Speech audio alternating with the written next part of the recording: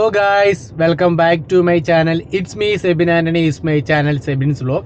ഞാനിപ്പോൾ നിൽക്കുന്നത് കോട്ടയം നാഗമ്പടത്താണ്. കോട്ടയം നാഗമ്പടത്ത് രണ്ടാം പിണറായി സർക്കാരിൻ്റെ രണ്ടാം വാർഷികത്തോടനുബന്ധിച്ച് പ്രദർശന വിപണന മേള നടക്കുന്നുണ്ട്. മെയ് 16 തീയതി മുതൽ 22 വരെയാണ് ഈ മേള ഇവിടെ നടക്കുന്നത്. ആ മേള നടക്കുന്നതിനോടനുബന്ധിച്ച് കോട്ടയം KSRTCയിൽ പഞ്ചാര വണ്ടി ഡബിൾ ഡെക്കർ ആയിട്ടുള്ള ബസ് ഓടുന്നുണ്ട്. പഞ്ചാര വണ്ടി എന്ന് പറഞ്ഞാൽ ഡബിൾ ഡെക്കർ ആയിട്ടുള്ള ബസ് ഓടുന്നുണ്ട്. അപ്പോൾ നമുക്ക് അതിലും കയറി യാത്ര ചെയ്ത് ഇവിടുത്തെ വിശേഷങ്ങളും കാര്യങ്ങളും എന്തൊക്കെയാണെന്ന് നോക്കാം. അപ്പോൾ നമുക്ക് നേരെ വീഡിയോയിലേക്ക് പോകാം.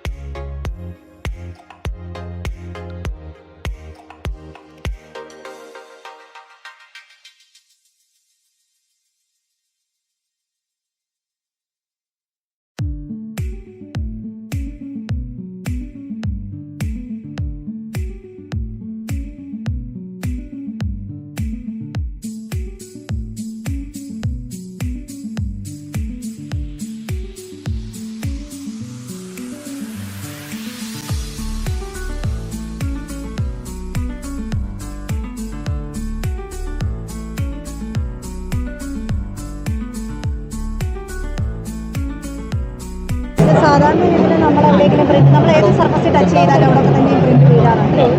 മെജോറിറ്റി പ്രിന്റ്സ് നമുക്ക് കാണാൻ പറ്റും. ഇപ്പോൾ ബ്ലഡൊക്കെ പറ്റിയ പ്രിന്റ് ആണെന്നുണ്ടെങ്കിൽ നമുക്ക് കണ്ണുകൊണ്ട് കാണാൻ പറ്റും. അല്ലാത്ത പ്രിന്റുകളൊക്കെ തന്നെ നമുക്ക് കാണാൻ പറ്റത്തില്ല. അങ്ങനെയുള്ള പ്രിന്റുകളെ ലേറ്റന്റ് പ്രിന്റ്സ് എന്നാണ് വിളിക്കുന്നത്. അങ്ങനെയുള്ള പ്രിന്റുകൾ നമുക്ക് കാണാൻ പറ്റുന്ന തരത്തിലാക്കുന്നത് ഇതുപോലെ ഡെവലപ്പ് ചെയ്യാനുള്ള കണ്ണുകൊണ്ട് കാണാൻ പറ്റാത്ത പ്രിന്റുകൾ ക്യാച്ച് ചെയ്യുന്ന മെത്തേഡ്സ് ആണ്. അതെ, അങ്ങനെയുള്ള പ്രിന്റുകളെ നമ്മൾ ഡെവലപ്പ് ചെയ്തിട്ടാണ് കാണുന്ന തരത്തിലാക്കുന്നത്. അതിന് പല മെത്തേഡുകളുണ്ട്. അതിലൊരു മെത്തേഡ് എന്ന് പറയുന്നത് പൗഡർ ഇട്ട് ഡെവലപ്പ് ചെയ്യുന്നതാണ്. അതിനുള്ള പൗഡറുകളാണ് ഇത്. കെമിക്കൽ പൗഡേഴ്സാണ്. ഡിഫറെൻറ്റ് കളറുള്ള കെമിക്കൽ പൗഡേഴ്സാണ്.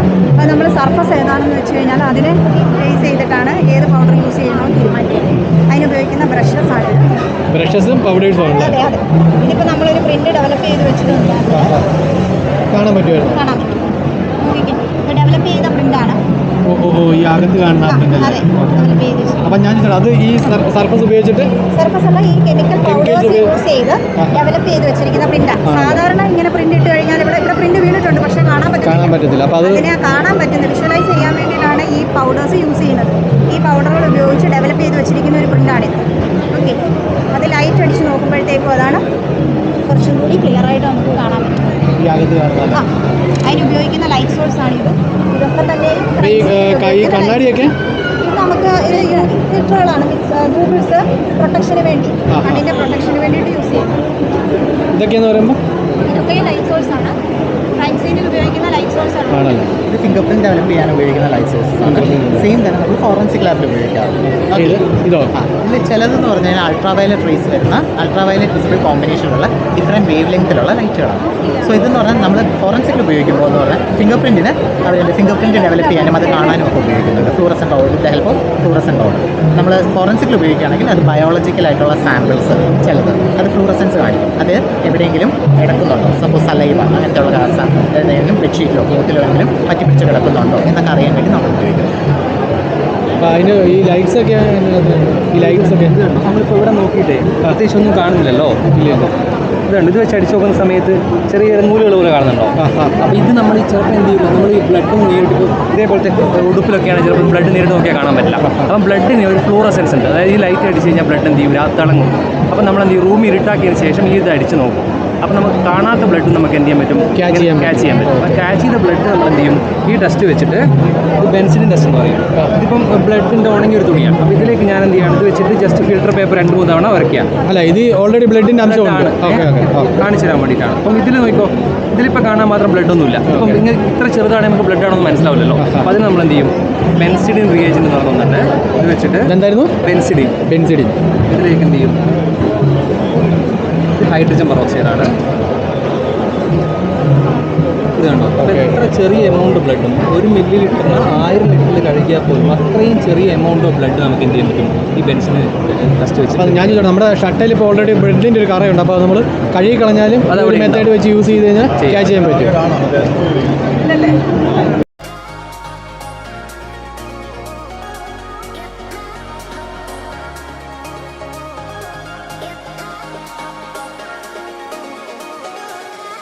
കോൺക്രീറ്റിലേക്ക് സർഫസ് ഹാർഡ്നെസ്സും അതുപോലെ തന്നെ സ്ട്രെങ്ത് കണ്ടുപിടിക്കാൻ വേണ്ടി ഉപയോഗിക്കുന്ന ഒരു നോൺ ഡിസ്ട്രക്റ്റീവ് ടെസ്റ്റിംഗ് മെത്തേഡിന് വേണ്ടിയുള്ള എക്യുപ്മെൻ്റാണ്. ആക്ച്വലി നമ്മൾ കറക്റ്റായിട്ട് അസസ് ചെയ്യുന്നത് പറഞ്ഞാൽ കോൺക്രീറ്റ് സാമ്പിൾ ചെയ്തുകൊണ്ടിരിക്കുന്ന സമയത്ത് തന്നെ ഇതുപോലത്തെ ക്യൂബുകൾ ഉണ്ടാക്കി കാസ്റ്റ് ചെയ്തിട്ട് നമ്മൾ 28 ഡേയിൽ കംപ്രസിഷൻ എടുത്തിട്ടാണ് ചെയ്യുന്നത്. പക്ഷേ ആ സമയത്ത് നമുക്ക് ഇത് പൊളിക്കേണ്ടി വരും, പൊട്ടിച്ച് കളയേണ്ടി വരും. അപ്പോൾ ഒരു ആക്ച്വൽ സ്ട്രക്ചർ എന്ന് പറയുന്നത് ഞാൻ ചോദിച്ചോട്ടെ, നമ്മളിപ്പോൾ കോൺക്രീറ്റ് ചെയ്തിരിക്കുന്ന വഴിയിൽ അതിൻ്റെ സ്ട്രെങ്ത് അളക്കാനുള്ള മെഷീൻ അളക്കാൻ വേണ്ടി. അതിനകത്ത് ഇപ്പം കോൺക്രീറ്റ് ചെയ്യുമ്പോൾ മായം ചെയ്തിട്ടൊക്കെയാണല്ലോ ചെയ്യുന്നത് ചിലയിടത്തൊക്കെ. അപ്പോൾ അപ്പം എങ്ങനെ അറിയാൻ പറ്റുന്നത് ഇതിനകത്ത്?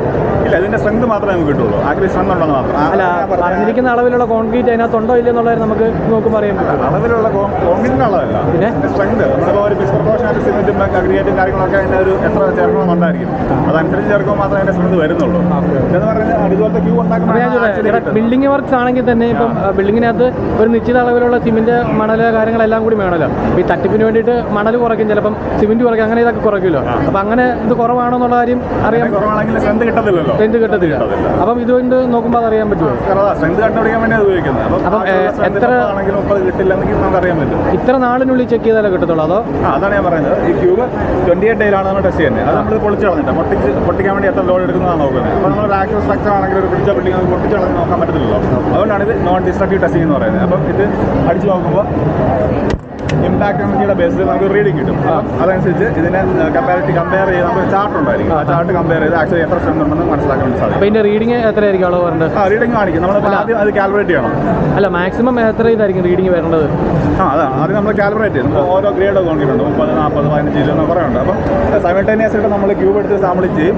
ഒരു CTM മെഷീൻ ഉണ്ട്, അതിൽ വെച്ച് ടെസ്റ്റിംഗ് ചെയ്യും. അതേപോലെ ഇത് വെച്ച് അടിച്ച് നോക്കും. അങ്ങനെ കുറേ നേരം ചെയ്ത് കഴിയുമ്പോൾ നമുക്ക് ഏകദേശം ഒരു കമ്പാരിറ്റീവ് വാല്യൂ കിട്ടുമല്ലോ. അതിന് എത്ര കിട്ടും, ഇതിന് എത്ര കിട്ടുമെന്ന്. അത് വെച്ച് നമ്മളൊരു ചാർട്ട് ഉണ്ടാക്കിയിട്ട് അതിനകത്ത് വീഡിയോ കൊടുത്തിട്ട് അത് വെച്ച് നമുക്ക് കമ്പയർ ചെയ്തുകൊണ്ട് പിടിക്കാൻ പറ്റും. ഇപ്പം 90% ആക്യുറസിയൊക്കെ ഉള്ളതുകൊണ്ട് ഇപ്പോൾ വിജിലൻസ് ഒന്നും ഇപ്പോൾ അങ്ങനെ എടുക്കുന്നില്ല. അല്ലാതെ പ്രത്യേകിച്ച് ഒരു അളവായിട്ട് അങ്ങനെ ഇല്ലല്ലേ? എങ്ങനെ ഇത് ഇപ്പം ഇത്ര ശതമാനം അളവ് അങ്ങനെ വല്ലതും ഉണ്ടോ? ഇല്ല, റീഡിങ് കിട്ടുള്ളൂ. അതിൻ്റെ ഇമ്പാക്ട് റീഡിങ് നമ്മൾ കണക്കൂട്ടി കാൽക്കുലേറ്റ് ചെയ്ത് എടുക്കണം. ഇപ്പോൾ M30 കോൺക്രീറ്റാണെങ്കിൽ എത്ര റീഡിങ് വേണമായിരിക്കും നമ്മൾ ആദ്യം കാൽക്കുലേറ്റ് ചെയ്ത് വെക്കാറുണ്ട്. അത് തന്നെ കണ്ടുപിടിക്കുന്നത്.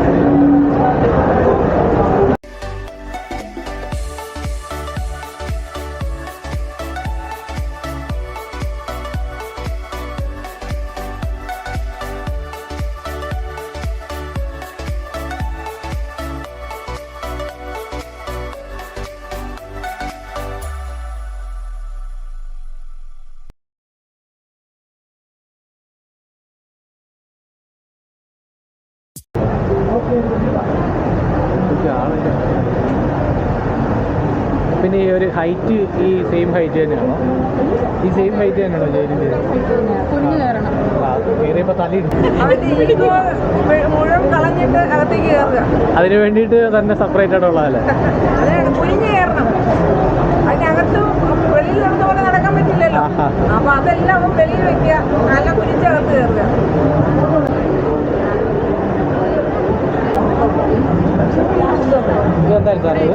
ഇത് നമ്മുടെ വീടുകളിൽ സുരക്ഷയുമായി ബന്ധപ്പെട്ട ഒരു കാര്യമാണ്. അതായത് നമ്മുടെ വയറിങ്ങിന് എന്തെങ്കിലും തകരാറ് വന്നു കഴിഞ്ഞാൽ, അല്ലെങ്കിൽ നമ്മുടെ ഏതെങ്കിലും എക്യുപ്മെന്റിന് തകരാറ് വന്നു കഴിഞ്ഞാൽ ഇതുണ്ട്. ഇപ്പോൾ ഉദാഹരണം ചെയ്താ ഈ തേപ്പട്ടിക്ക് ഇപ്പോൾ ഷോർട്ടുണ്ട്. ആ തേപ്പട്ടി ബോഡിയിൽ നമ്മൾ സപ്ലൈ വന്നു കഴിഞ്ഞാൽ ഈ ELCB എന്ന് പറഞ്ഞ സാധനം ഉണ്ടെങ്കിൽ ഓട്ടോമാറ്റിക്കാണത് ഓഫായി അതിനാണ് ഈ സാധനം വെച്ചിരിക്കുന്നത്. അതായത് ഇപ്പോൾ കംപ്ലൈൻ്റ് ആയിട്ടുള്ള തേപ്പൂട്ടിയാണെന്നുണ്ടെങ്കിൽ ഇത് നമ്മൾ ബോഡിയിലേക്ക് സപ്ലൈ പാസ് ചെയ്യും. സപ്ലൈ പാസ് ചെയ്യുമ്പോഴത്തേക്ക് ELCB ഉണ്ടെങ്കിൽ ഓട്ടോമാറ്റിക്കുള്ള ട്രിപ്പായി പോകും. ഇങ്ങനെ എഴുതുന്നുണ്ടെങ്കിൽ ഓട്ടോമാറ്റിക്കലി ട്രിപ്പായി പോകും. ഓക്കെ. അപ്പോൾ അതിന് വേണ്ടിയുള്ള ഇതാണ്. അതെ. ഇത് ഇടുക്കി പവർ സ്റ്റേഷൻ്റെ ഒരു മോഡലാണ്. നമ്മുടെ ഇത് അതിൻ്റെ ഫ്രണ്ട് വ്യൂ ആണ് ഈ കാണിച്ചിരിക്കുന്നത്. പവർ സ്റ്റേഷൻ്റെ ഒരു വ്യൂ അല്ലേ? വ്യൂ ആണ് കാണിച്ചിരിക്കുന്നത്. ഇതാണ് അതിൻ്റെ വർക്കിംഗ്. ഇത് ഇതിൽ കാണുന്ന ജനറേറ്ററുകളാണ്. റൗണ്ടായിട്ട് കാണുന്ന ജനറേറ്റർ. അപ്പോൾ അതിനകത്ത് ഇരിക്കുന്ന ഒരു മോഡലാണ് ഈ കാണിക്കുന്നത്. ഇതിനകത്ത് വെള്ളം ഒഴുകി ചെന്ന് കഴിഞ്ഞാൽ അതിൻ്റെ അകത്ത് കിടന്ന് കറങ്ങുന്ന ടർബൈൻ എന്ന് പറയും. ആ ടർബൈൻ വെച്ച് കറങ്ങിയിട്ടാണ് വൈദ്യുതി ഉൽപ്പാദിപ്പിച്ചുകൊണ്ടിരിക്കുന്നത്. അതിൻ്റെ ഒരു മോഡലാണ് ഈ കാണിച്ചിരിക്കുന്നത്. അതായത് ഇടുക്കിയിലെ ജനറേറ്റർ എങ്ങനെയാണോ പ്രവർത്തിക്കുന്ന ഒരു വർക്കിംഗ് മോഡലായി കാണിച്ചിരിക്കുന്നത്. അത് അതിൻ്റെ ഡാമിൻ്റെ സേഫ്റ്റി കാച്ച്മെൻറ്റ് ഏരിയ ആണത്.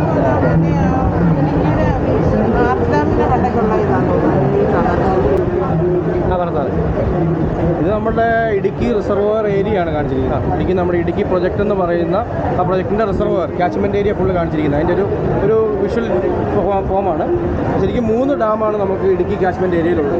ഒന്ന് നമുക്ക് ഈ ഇടുക്കി ആർച്ച് ഡാം. ഈ ഇടുക്കി ആർച്ച് ഡാം എന്ന് പറയുന്നത് ഈ കുറവൻമലയ്ക്കും പുറത്തിമലയ്ക്കും ഇടയ്ക്ക് വെച്ചിരുന്ന ഇടുക്കി ആർച്ച് ഡാം.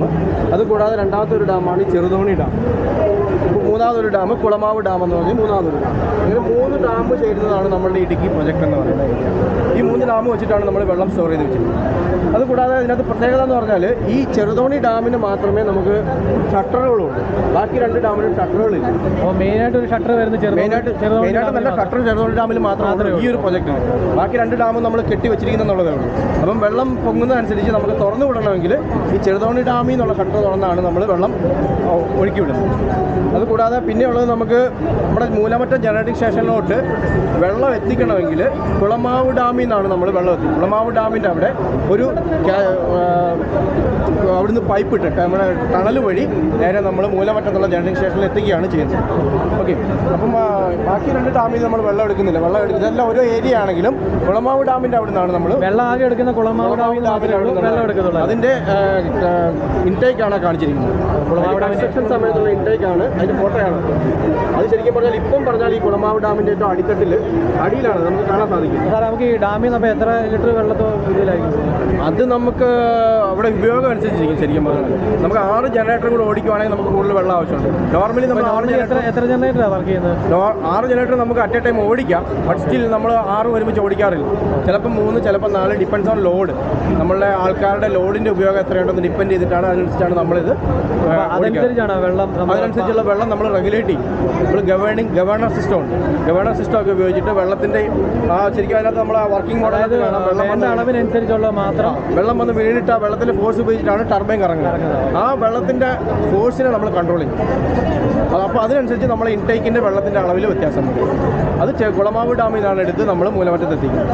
കുളമാവ് ഡാമിൽ നിന്ന് ഇറങ്ങിയിട്ട് പൈപ്പ് ഒരു ടണൽ ഇറങ്ങിയിട്ട് അത് 2 ആവും. ആ 2 ടണലും കൂടെ നമ്മുടെ മൂലമറ്റത്ത് എത്തിയിട്ട് അത് വീണ്ടും ഈ 2 എണ്ണം 3 ആയിട്ട് തിരിയും. അങ്ങനെ 6 ടണ്ണിലോട്ടും 6 പൈപ്പുകളായിട്ട് ചെന്ന് അത് വീണ്ടും അവിടെ ചെന്ന് കഴിഞ്ഞ് വീണ്ടും ചെറുതായിട്ട് തിരിയുന്നുണ്ട്. അത് പക്ഷേ ടർബൈൻ സൈഡിൽ മാത്രമാവും. അത് വെച്ചിട്ടാണ് നമ്മൾ ഈ വെള്ളം ഉപയോഗിച്ചിട്ട് വൈദ്യുതി ഉണ്ടാക്കുന്നത്. അതിൻ്റെ ഒരു ഏരിയയുടെ ഒരു പ്രോജക്റ്റ്. അവിടെ നിന്ന് ഉണ്ടാക്കുന്ന വൈദ്യുതി നേരെ നമ്മളവിടെ ഇടുക്കി അല്ലെങ്കിൽ നമ്മുടെ പവർ സ്റ്റേഷനിലോട്ട് പോകും. അവിടുന്ന് നമ്മളതിനെ ട്രാൻസ്ഫോമേഴ്സ് ഉപയോഗിച്ച് സ്റ്റെപ്പ് അപ്പ് ചെയ്തിട്ട് ടവർ വഴി നമ്മൾ ബാക്കിയുള്ള നമ്മുടെ സ്ഥലങ്ങളിലോട്ട് ഡിസ്ട്രിബ്യൂട്ട് ചെയ്യും.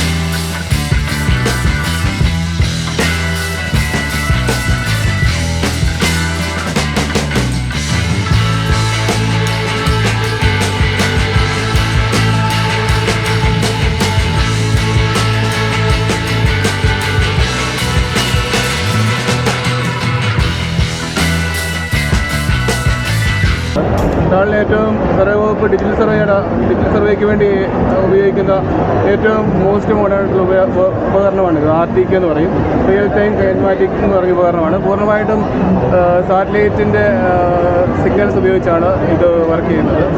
സാറ്റലൈറ്റിൻ്റെ സിഗ്നൽ കിട്ടാത്ത പ്രദേശങ്ങളിലാണ് റോബോട്ടിക് ടോട്ടൽ സ്റ്റേഷനാണിത്. ഇത് ലേക്ക എന്ന് പറഞ്ഞ കമ്പനിയുടെ ഉപകരണമാണ് സർവേ വകുപ്പ് പൂർണ്ണമായി ഉപയോഗിക്കുന്നത്. അത് GPS റിസീവർ. അതുകൂടാതെ കേരളത്തിൻ്റെ 28 സ്ഥലങ്ങളിലായിട്ട് 28ഓളം കോർ സ്റ്റേഷനുകൾ, കണ്ടിന്യൂസ്ലി ഓപ്പറേറ്റിംഗ് റെഫറൻസ് സ്റ്റേഷൻസുകൾ സ്ഥാപിച്ചിട്ടുണ്ട്. ആ സ്റ്റേഷൻസിൽ നിന്നാണ് നമ്മുടെ RTK ഉപകരണത്തിന് സിഗ്നൽസ് കിട്ടുന്നത്. ഇതൊക്കെ സർവേ വകുപ്പിൽ മുൻപ് കാലങ്ങളിൽ കമ്പ്യൂട്ടറും പ്രിൻ്ററൊക്കെ വരുന്നതിന് മുമ്പ് ഉപയോഗിച്ചിട്ടുള്ള ഈ സാധനമൊക്കെ വരുന്നതിന് മുമ്പായിട്ട് ഉപയോഗിച്ചിട്ടുള്ള അങ്ങേറ്റത്തെ മെഷീൻ അത് തിയോഡലൈറ്റ് മെഷീൻ, അതും ഇതൊക്കെ വരുന്നതിന് മുമ്പ് ഉപയോഗിച്ചുകൊണ്ടിരുന്നതാണ്. ഓക്കെ, ലേറ്റസ്റ്റ് ആയിട്ടുള്ള മെഷീനാണ് ഈ വരുന്നത്. ഈ RTK, ഈ robotic total station.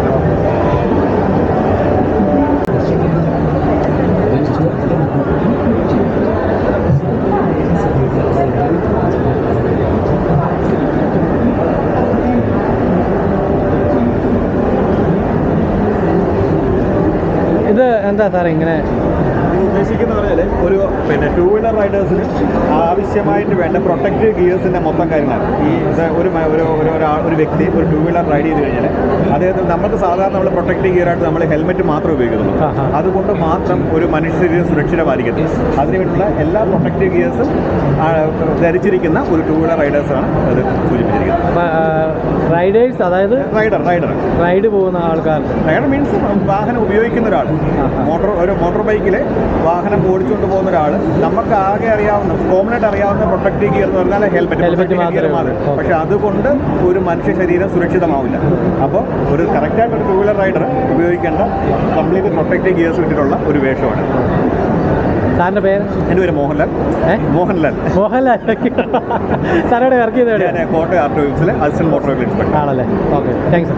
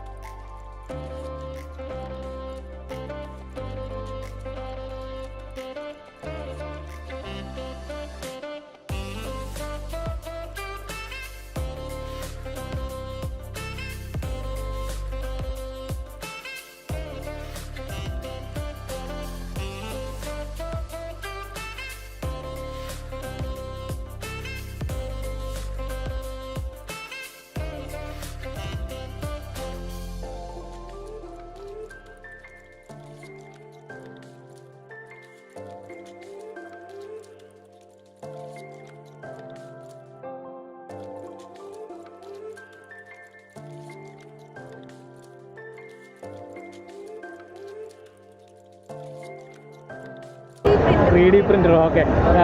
3D printer അല്ലേ? അപ്പം കോളേജിലുള്ള മെഷീനാണ്. ഇപ്പോൾ എന്തെങ്കിലും ചെയ്യുന്നുണ്ട് ഇപ്പോൾ? ഇപ്പം ഡിസൈൻ കൊടുത്തിട്ടുണ്ട്, അത് വർക്ക് ചെയ്തുകൊണ്ടിരിക്കും. പ്ലാസ്റ്റിക് ഇത് മറ്റേ ഫ്ലെക്സ് ഒക്കെ അടിക്കുന്ന ഇത് PLA എന്ന് പറയുന്നൊരു പോളിമർ പ്ലാസ്റ്റിക്കിൻ്റെ പ്രോപ്പർട്ടി ഉണ്ട്, പക്ഷേ ഇത് ഡീഗ്രേഡബിൾ ആണ്.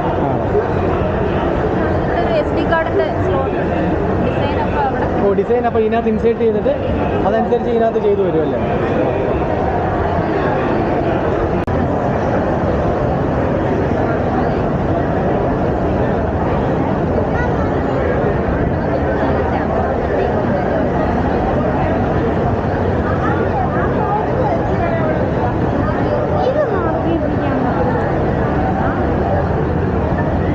ഇതെന്താ സംഭവം എന്തായിരുന്നു? ഇതിപ്പം കാറുകളിലൊക്കെ ഫിറ്റ് ചെയ്യുന്നു. നമ്മുടെ ടെസ്ല പോലത്തെ കാറുകളിലൊക്കെ കുഴിക്കകത്ത് ഉപയോഗിക്കുന്നു. ഇപ്പം ആംബുലൻസിനകത്തൊക്കെ ആണല്ലോ, രോഗികളൊക്കെ ആണല്ലോ, അപ്പോൾ അത് അവോയ്ഡ് ചെയ്യാൻ വേണ്ടി ഫിറ്റ് ചെയ്യുന്ന കാറുകളിലാണ്. അപ്പം ഞാൻ ചോദിച്ചോട്ടെ, ഇതപ്പോൾ എങ്ങനെയായിരുന്നു കുഴി ഉണ്ടെന്നപ്പോൾ എങ്ങനെയാണ് അറിയാൻ പറ്റുന്നത്? നമ്മൾ ഈ സെൻസർ വെച്ച് ട്രാൻസ്മിറ്ററും ഉണ്ട്, റിസീവറും ഉണ്ട്. അപ്പോൾ ഇവിടെ ഇപ്പോഴും റേ വിട്ടുകൊണ്ടിരിക്കുക. അതിന് ഡിസ്റ്റൻസ് കൂടുമ്പോഴത്തേക്കിന് അത് മനസ്സിലാവും അവിടെ കുഴി ഉണ്ടെന്ന്. അപ്പോൾ ഞാൻ ചോദിച്ചോട്ടെ, എത്ര ഡിസ്റ്റൻസിന് മുമ്പായിട്ട് അത് അറിയാൻ പറ്റുന്നത്? നമുക്കിപ്പോൾ ഫ്ലാറ്റ് സർഫേസിലാകുമ്പോൾ അതിൻ്റെ ഡിസ്റ്റൻസ് ഇതിൻ്റെ കണക്കിൽ കാണും. അപ്പോൾ ആ ഡിസ്റ്റൻസിന് വ്യത്യാസം. അപ്പോൾ ഞാൻ 1/2 കിലോമീറ്റർ അപ്പുറമായിട്ട് അല്ലെങ്കിൽ ഇത്ര മീറ്റർ ആയിട്ടാണോ കിലോമീറ്റർ അപ്പുറമായിട്ടാണോ അറിയാൻ പറ്റുന്നത്? നമ്മളിപ്പോൾ സ്ട്രെയിറ്റ് ഫ്ലാറ്റ് സർഫേസ് നിലത്തോട്ടാണ് അത് റേ അടിക്കുന്നത്. മീറ്ററിലൊക്കെ ആയിട്ട് മീറ്ററായിട്ട്. അപ്പോൾ ഇതൊന്ന് വർക്ക് ചെയ്ത് കാണിക്കുക.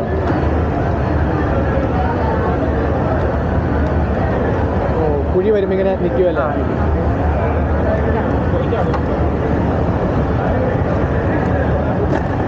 ഇതെന്തായിരുന്നു?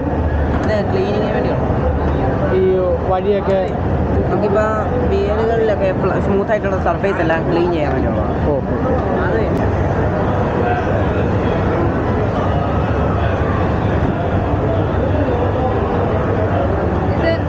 ഫുഡ് സേഫ്റ്റിയുടെ സ്റ്റോളാണ്. നമ്മൾ സിന്തറ്റിക് കളേഴ്സ് ഇല്ലാത്ത സ്വീറ്റ്സ് ആണ് ഇവിടെ ഡിസ്പ്ലേ ചെയ്തിരിക്കുന്നത്. നമ്മളെപ്പോഴും എന്താ പറയുക, സിന്തറ്റിക് കളേഴ്സ് ഒഴിവാക്കി നാച്ചുറൽ കളേഴ്സ് ഉപയോഗിക്കുന്ന സാധനങ്ങൾ അല്ലെങ്കിൽ കളർ ഇല്ലാത്ത സാധനങ്ങളിലേക്ക് മാറുക എന്നുള്ള ഉദ്ദേശത്തോടെയാണ് ഇത് കാണിച്ചത്. ഇതൊന്നും കളർ ആഡ് ചെയ്യാത്ത? ഇത് കളർ ആഡ് ചെയ്തതാണ്, പക്ഷേ അതിൻ്റെ പറയുന്ന അളവിൽ താഴെയാണ്. അല്ല, നോർമൽ ജിലേബി എന്നൊക്കെ പറയുമ്പോൾ ഇതിലും നല്ല അത് കളർ കൂടുതലുള്ള സാധനങ്ങളായിരിക്കാം, അല്ലെങ്കിൽ നാച്ചുറൽ കളേഴ്സ് അതെടുക്കാം. നാച്ചുറൽ കളേഴ്സ് യൂസ് ചെയ്യുന്ന സാധനങ്ങളായിരിക്കും. ഇത് കളർ ഇല്ലാത്ത സാധനങ്ങളാണ്. അപ്പം നമ്മൾ കടയിൽ നിന്ന് മേടിക്കുന്നതൊക്കെ കൂടുതലും കളർ ആഡ് ചെയ്തിരിക്കുന്ന കളർ കൂടിയതാകാം, അല്ലെങ്കിൽ നാച്ചുറൽ കളേഴ്സ് ഉപയോഗിക്കുന്നതാകാം. അവരോട് ചോദിച്ചാലേ നമുക്കറിയാൻ സാധിക്കുള്ളൂ, അല്ലെങ്കിൽ ലാബ് പരിശോധനയിൽ നമുക്കറിയാൻ സാധിക്കും.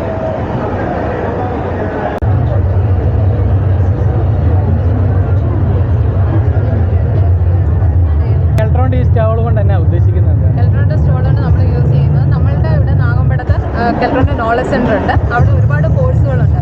Fire and safety, logistics, animation കോഴ്സുകൾ, DCA, PGDC, അങ്ങനെ കുറേ കോഴ്സുകളുണ്ട്. ഇതിൻ്റെ ഒരു പ്രൊമോഷൻ എന്നുള്ള രീതിയിലാണ് നമ്മളിവിടെ സ്റ്റോൾ ഇട്ടിരിക്കുന്നത്. ഞാൻ ഈ കെൽട്രോൺ എന്ന് പറയുമ്പോൾ ഈ ക്യാമറ ഇപ്പോൾ റോഡിൽ വെച്ചിരിക്കുന്ന ക്യാമറയും കാര്യങ്ങളൊക്കെ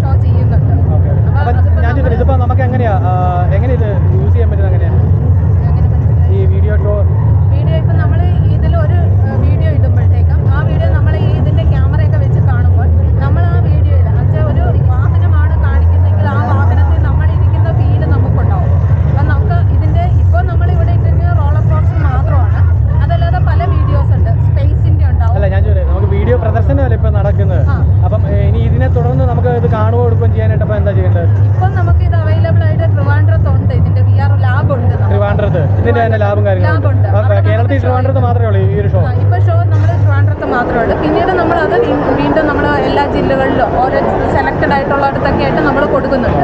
ഇപ്പം നമ്മൾ ഇതിന്റെ പ്രീ പ്രൊമോഷനായിട്ട് മാത്രം നമ്മൾ പ്രൊമോഷനായിട്ട് ചെയ്യുന്ന കാര്യമാണ്. അപ്പോൾ ഞാൻ ചോദിച്ചത് കെൽട്രോണിന്റെ ഒരു ഇതായിട്ട് ഭാഗമായിട്ടാണ് ഈ ഒരു കാര്യം ചെയ്യുന്നത്. അതെ, കെൽട്രോണിന്റെ ഭാഗമായിട്ട് തന്നെയാണ് ചെയ്യുന്നത്. അപ്പം നമ്മളിപ്പോൾ ഇങ്ങനെ ഒരു നമുക്കിങ്ങനെ ഒരു ചാൻസ് കിട്ടിയപ്പോൾ നമ്മുടെ നോളജ് സർവീസിന്റെ ഗ്രൂപ്പിൽ തന്നെ വരുന്നതാണ് ഈ കൂടുതലും ആൾക്കാർക്ക് ഒരു തെറ്റിദ്ധാരണയുണ്ട്. കാര്യം വെച്ചാൽ കെൽട്രോൺ എന്ന് പറയുന്ന ഈ ക്യാമറ എന്നൊരു സംവിധാനം മാത്രമേ ഉള്ളൂ ഒരു തെറ്റിദ്ധാരണയുണ്ട്. അപ്പം പലർക്കും അറിയത്തില്ല കെൽട്രോണിന്റെ ഇത്രയും ഡിപ്പാർട്ട്മെന്റ് കാര്യങ്ങളൊക്കെ ഉണ്ടെന്നുള്ള കാര്യം. കെൽട്രോണിന്റെ ഒരുപാട് സർവീസുകൾ നമുക്കുണ്ട്. ഇപ്പോൾ കപ്പാസിറ്റർ, പിന്നെ ഡിഫൻസിന് ആവശ്യമായത്, ISROയ്ക്ക് ആവശ്യമുള്ളത്, അങ്ങനെയൊക്കെ ഒരുപാട് കാര്യങ്ങൾ നമ്മൾ ചെയ്യുന്നുണ്ട്. പിന്നെ കമ്പ്യൂട്ടറിന്റെ സർവീസ്, UPS, ഇതൊക്കെ നമ്മളുടെ സർവീസിലുള്ളതാണ്. ഇപ്പോൾ ക്യാമറയുടെ ഇപ്പം ഇങ്ങനെ വാർത്തകളിൽ നിറഞ്ഞു നിൽക്കുന്നതുകൊണ്ട് മാത്രമാണ് അത് വരുന്നത്. നമുക്ക് ചെക്ക് ചെയ്ത് നോക്കാം.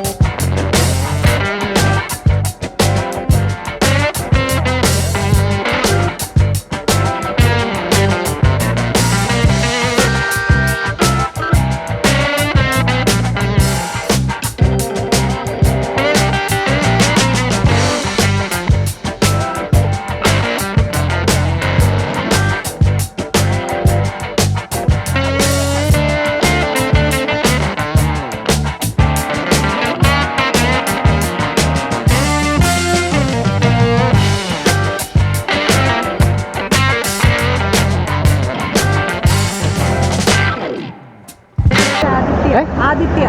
എവിടെ വീട് എവിടെയാ? കിടങ്ങൂര്. എത്രയല്ലേ പഠിക്കുന്നത്? +2 കഴിഞ്ഞ്. എവിടെ പഠിച്ചത്? എവിടെയാ? NSS. എവിടെ? കിടങ്ങൂർ NSS. ഇതെല്ലാം ഇയാളുണ്ടാക്കിയതായിരുന്നോ? ഓക്കെ, ജസ്റ്റ് ഒന്ന് കാണിക്കാമോ? ഇതെങ്ങനെ എന്നാ കൊണ്ട് ഉണ്ടാക്കിയതായിരുന്നു? കാർഡ്ബോർഡ് വെച്ചിട്ട്. അകത്ത് കുപ്പിയുണ്ടോ? കുപ്പിയിൽ കാർഡ്ബോർഡ് വെട്ടിയെടുത്തിട്ട് അങ്ങനെ ഉണ്ടാക്കിയതല്ലേ? ഓക്കെ. ഇതെന്നാ? ഇത് തെർമോക്കോളിൻ്റെ മറ്റേ സ്പോഞ്ച് വരുന്നു. ഓക്കെ. വേറെ പ്ലാസ്റ്റിക് കുപ്പി മുറിച്ചിട്ട് കഷ്ണമായിട്ട് വെച്ച് അങ്ങനെ എടുത്തിരിക്കുന്നു. ഓക്കെ. ഇതെല്ലാം മറ്റേ ഡ്രിങ്ക്സ്ഡ് ആയിട്ടുള്ള കുപ്പിയിൽ നിന്ന് ചെയ്യുന്നതല്ലേ? ഓക്കെ. ഈ പൂച്ചേന അതങ്ങനെ ഉണ്ടാക്കിയതാ? എങ്ങനെ? കുട്ടി ഇട്ടുണ്ടാക്കിയിട്ട് അങ്ങനെ ഉണ്ടാക്കിയതാണോ? ഓക്കെ. ജസ്റ്റ് ഒന്ന് കാണിച്ച്. ക്യാറ്റിനെ അല്ലേ? ഇത് കുട്ടി കൊണ്ട് ഉണ്ടാക്കിയതായിരിക്കും അല്ലേ? ഓക്കെ. ഇതോ ചിരട്ടയോ? ഓ, കുപ്പിയിൽ ചിരട്ട ഒട്ടിച്ചിട്ട് ഉള്ളതല്ലേ? ഓക്കെ. ഇതന്നെ കയറ് വെച്ചേക്കുന്നതാണോ? പത്ര പേപ്പർ വെച്ചിട്ടോ? ഇതെല്ലാം +2 കഴിഞ്ഞിരിക്കുന്ന ഒരാളുണ്ടാക്കിയതല്ലേ? വേസ്റ്റ് മെറ്റീരിയൽസ് വെച്ചിട്ടോ? അപ്പം ഇതിന് എന്നാക്കിയുള്ള പറയാമോ? കത്രിക, സോഡയുടെ അടപ്പ്. ഓക്കെ. വള. ഓക്കെ. കീച്ചെയിനല്ലേ ഇത്? ഇത് മറ്റേ ഐസ്ക്രീമിൻ്റെ സ്പൂണും കാര്യങ്ങളൊക്കെ. ഓ, ബ്ലേഡ് എല്ലാം ഉണ്ടല്ലേ? ബ്ലേഡ്, കീച്ചെയിന് കാര്യങ്ങളെല്ലാം ഉണ്ടല്ലേ? ഓക്കെ. സ്കൂളിൽ കാറെ തൂക്കിയിടുന്നു. ഓക്കെ. നിങ്ങൾ എവിടുന്ന് വരുന്നവരാ? NSS high school Kothala. എത്രയിൽ പഠിക്കുന്നവരായിരുന്നു? ഞങ്ങൾ ഇനി 9th-ലോട്ട്. 9th-ലോട്ട്. രണ്ടുപേരും 9th-ലോട്ടാണ്? ഒരേ ക്ലാസ്സിൽ പഠിക്കുന്നവർ തന്നെയാണ്? ഓക്കെ. ഇതെന്തായിരുന്നു? ഡിറ്റർജൻറ്റിൻ്റെ അല്ലേ? ഓക്കെ. ഇതിപ്പോൾ ഏതൊക്കെ ഡിറ്റർജൻറ്റാണ് ഉള്ളത്? ഉജാലയും ഹെൻഗോയോ? ഓക്കെ. അപ്പോൾ എങ്ങനെ ഇത് അളക്കുന്നത് എങ്ങനെയാണ്? ജസ്റ്റ് ഒന്ന് എക്സ്പ്ലെയിൻ ചെയ്യാൻ വേണം. ഇതിൽ നിന്ന് വെയിറ്റ് എടുത്ത് ഈ തട്ടിലേക്ക് ഇടുമ്പം എത്രമാത്രം വെയിറ്റ് ഇടുമ്പോഴാണോ ഈ ഗ്ലാസ് പ്ലേറ്റ് അതിൽ നിന്ന് ഉയരുന്നത്. അപ്പോൾ ഇവിടെ ശുദ്ധജലമാണ് ഇരിക്കുന്നത്. അപ്പോൾ അതിൽ നിന്ന് എത്രമാത്രം വെയിറ്റ് ഇടുമ്പോഴാണ് പോകുന്നത് അത്രയായിരിക്കും ശുദ്ധജലം ഗ്ലാസ് പ്ലേറ്റിനോട് പ്രയോഗിക്കുന്ന പ്രതലബലം. അല്ല, ശുദ്ധജലം ഗ്ലാസ് പ്ലേറ്റിനോട് പ്രയോഗിച്ചിരിക്കുന്ന പ്രതലബലം. ഓക്കെ. അപ്പോൾ അത് ജസ്റ്റ് ഒന്ന് കാണിച്ചു തരാമോ? ശുദ്ധജലത്തിൻ്റെ ഇതിൻ്റെ ഡിറ്റർജൻറ്റിൻ്റെ ഒന്ന് കാണിച്ചു തരാൻ പറ്റുമോ? ഓക്കെ.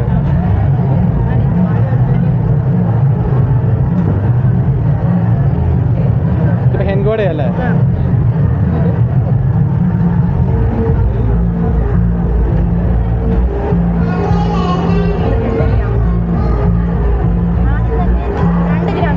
രണ്ട് ഗ്രാം ഇടുമ്പോഴത്തേക്ക് ഇതിൻ്റെ എത്രയാണെന്നുള്ളത് അറിയാൻ പറ്റുമോ? എത്രമാത്രം ഇടുമ്പോഴാണ് ഇത് പൊങ്ങുന്നത് നോക്കണം. ഓക്കെ. ആദ്യം 2 ഗ്രാം ഇടുക.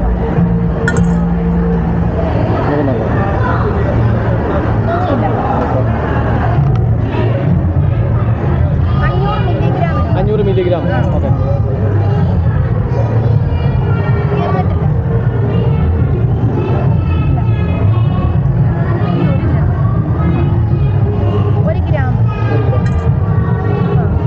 ഇപ്പോൾ ഒരു ഇതായിട്ടുണ്ട്. ഓക്കെ. 3 ഗ്രാമോ 500 മില്ലിഗ്രാമോ എത്രയായിരുന്നു? 3 ഗ്രാമോ 500 മില്ലിഗ്രാം. അപ്പോൾ അത്രയും ഭാരമാണ് ഡിറ്റർജൻറ്റ് ഗ്ലാസ് പ്ലേറ്റിനോട് പ്രയോഗിച്ചിരിക്കുന്ന പ്രതലബലം. അടുത്തതായി ഒരെണ്ണം കൂടെ ചെയ്യും.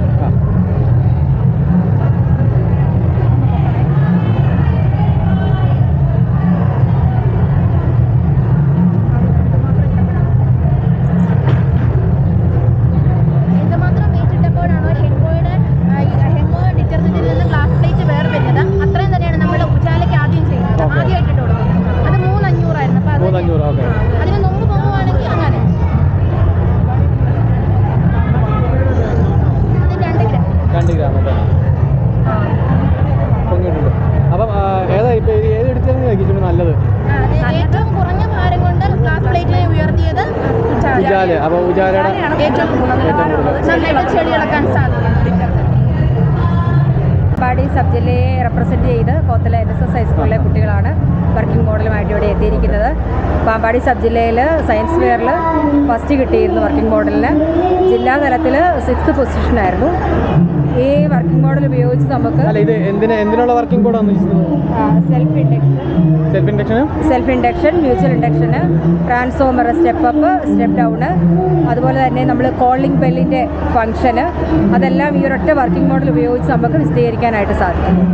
ജസ്റ്റ് ഒന്ന് വർക്ക് ചെയ്താണ് മ്യൂച്വൽ ഇൻഡക്ഷൻ. സെൽഫ് ഇൻഡക്ഷൻ ആദ്യം ബൾബിൻ്റെ ഇൻറ്റൻസിറ്റി സാധാരണ ഇൻറ്റൻസിറ്റി ചെക്ക് ചെയ്യണം. അതിന് ബൾബ് ട്രാൻസ്ഫോമറിൽ നിന്ന് ഡയറക്റ്റ് ആയിട്ട് ബൾബിന് കണക്ട് ചെയ്യണം. അപ്പോൾ അപ്പം ഇത്ര ഇൻറ്റൻസിറ്റിയിൽ ബൾബ് കത്തി. ഇനി നമ്മൾ ഇതിൻ്റെ ഇടയിൽ ഒരു കോയിൽ കണക്ട് ചെയ്യുമ്പോഴേക്കും ബൾബിൻ്റെ ഇൻറ്റൻസിറ്റിക്ക് വരുന്ന ചേഞ്ച് കാണും. ഇപ്പോൾ കോയിൽ കണക്ട് ചെയ്തിട്ടുള്ള ഇത് നോക്കാം. അപ്പോൾ കോയിൽ കണക്ട് ചെയ്യുമ്പോൾ അപ്പം ബൾബിന് ഇൻറ്റൻസിറ്റി കോയിൽ കണക്ട് ചെയ്ത് കഴിയുമ്പോഴത്തേക്ക് ബൾബിന് വെട്ടം കുറവായിരിക്കും. വെട്ടം കുറഞ്ഞു വരും. അതിന് കാരണമാണ് സെൽഫ് ഇൻഡക്ഷൻ. ട്രാൻസ്ഫോമറിൽ നിന്നും വരുന്ന AC കറണ്ട് കോയിലൂടെ പാസ് ചെയ്യുമ്പോഴത്തേക്കും ഈ കോയിൽ തന്നെ ഒരു EMF ഉണ്ടാകുന്നു. അത് ഈ വരുന്ന ട്രാൻസ്ഫോമറിൽ നിന്ന് വരുന്ന കറണ്ടിന് ഓപ്പോസിറ്റ് ഡയറക്ഷൻ ആയതുകൊണ്ട് കുറച്ച് കറണ്ട് അവിടെ മൈനസ് ആയി പോകുന്നുണ്ട്. അപ്പം ബൾബിലേക്ക് എത്തുന്ന കറണ്ടിന് കുറച്ച് കുറവ് സംഭവിക്കുന്നു. അതുകൊണ്ട് തന്നെ ബൾബിൻ്റെ ഇൻറ്റൻസിറ്റിക്ക് കുറവ് വരും. ഇനി ഇതൊരു സോഫ്റ്റ് അയൺ കോറാണ്. ഈ കോയിലൂടെ ഇത് പാസ് ചെയ്യുന്നതിനനുസരിച്ച് ബൾബിൻ്റെ ഇൻറ്റൻസിറ്റിക്ക് കുറവ് സംഭവിക്കും. അത് അകത്തോട്ട് പാസ് ചെയ്യുന്നതനുസരിച്ച് ബൾബിൻ്റെ ഇതിന് വെട്ടത്തിന് കുറവ് വരും. മാക്സിമം മാഗ്നറ്റിക് സർക്യൂട്ടിൽ വലിച്ചെടുക്കാനുള്ള കഴിവ് സോഫ്റ്റ് അയൺ കോറിനാണ്.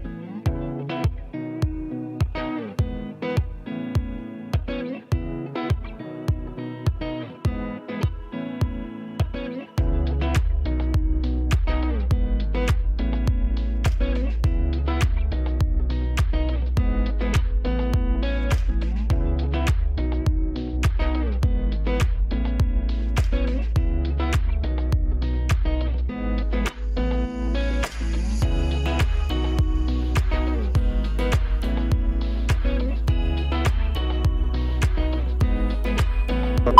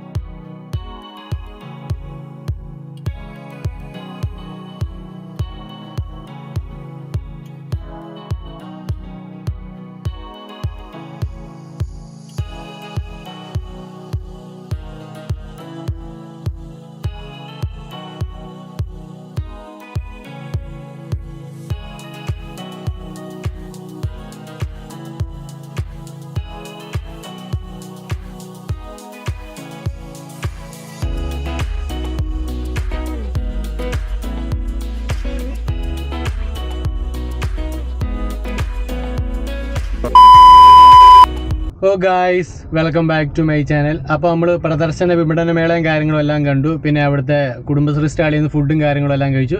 പഞ്ചാര വണ്ടിയിലെല്ലാം കയറി യാത്ര കൊടുക്കുകയെല്ലാം ചെയ്തു. അപ്പോൾ ഗായ്സ്, ഇന്നത്തെ വീഡിയോ ഇവിടെ വൈൻഡ് അപ്പ് ചെയ്യുകയാണ്. ഇന്നത്തെ വീഡിയോ എല്ലാവർക്കും ഇഷ്ടപ്പെട്ടു എന്ന് വിചാരിക്കുന്നു. അപ്പോൾ വീഡിയോ ഇഷ്ടപ്പെട്ടെങ്കിൽ ലൈക്ക് ചെയ്യുക, ഷെയർ ചെയ്യുക, സബ്സ്ക്രൈബ് ചെയ്യുക. അപ്പോൾ മറ്റൊരു വീഡിയോ ആയിട്ട് കാണുന്നതോടം വരെ it's me Sebin Antony, is my channel Sebin's vlog signing out. By.